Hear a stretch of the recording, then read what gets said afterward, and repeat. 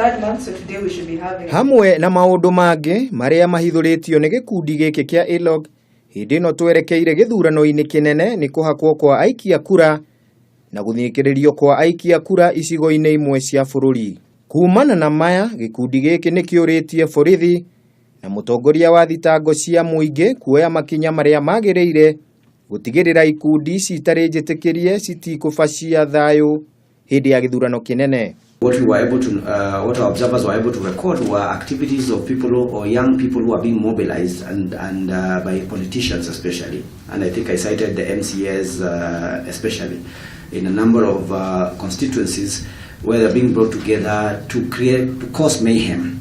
And those are the initial formative stages of those militias, because there were groups which would meet in different places. And those activities were recorded down. Kũringana na gĩkundi gĩkĩ, ũtuĩria ũrĩa mekĩte nĩ ũhithũrĩtie atĩ maabithaa a thirikari no marathiĩ na mbere gwĩka kambeini na nĩ kwagĩte gĩthomo gĩa kũigana kĩa ũrĩa aikia kura magĩrĩirwo nĩ gũikia kura hĩndĩ ya gĩthurano kĩnene. Oho gĩkundi gĩkĩ nĩ kiugĩte nĩ gĩgakorwo na mũtaratara wakĩo wa kũrora ũrĩa kura cigakorwo cigĩikio na igĩtarwo gũtigĩrĩra gĩthurano kĩrĩ na ũigĩrĩrĩku.